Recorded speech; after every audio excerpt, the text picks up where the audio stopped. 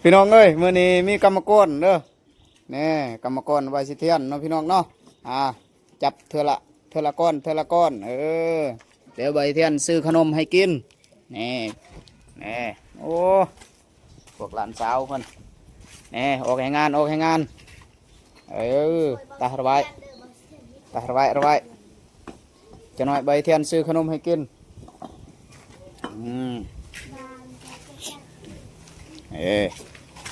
มาช่วยระบายเนาะนี่โอ้หน่อยๆนี่ก็เฮ็ดเวียกเนาะพี่น้องเนาะอย่างไรคนเลยใบเทียนโกนนี่เนาะพี่น้องเนาะแล้วทรงขานทรงอันน่ะพี่น้องเลยทรงผ้าแล้วทรงผ้าโอ้ใส่หัวเลยระบายเนาะอย่าปล่อยกวนยึงเนาะระบายแปลว่าค่อยๆเนาะพี่น้องเนาะ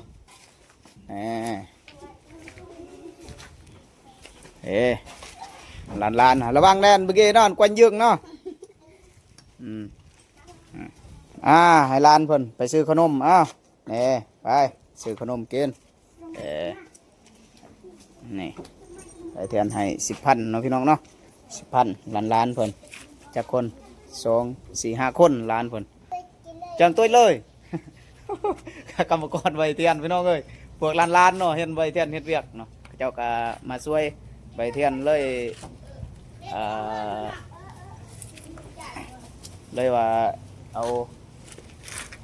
าเงินให้ล้านเพิ่นซื้อขนมเนาะเนาะนี่ล้านเพิ่นได้ขนมแล้วขนมไม่ยั่งเนี่ยว่าขนมไม่ยั่งเขาเอิญราตัวจ้าด้วยเปรี้ยนไงโอ้ไปแซ่บป่ะบุญจอล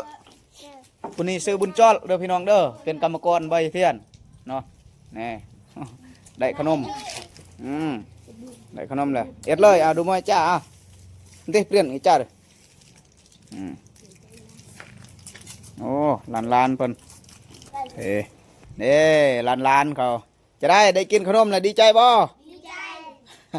เด็กหมดหน่อยๆนี่ยังแกะขนมบ่เป็นดีใจบ่เจ้าดีใจนี่เด้ดีใจบ่ดีใจ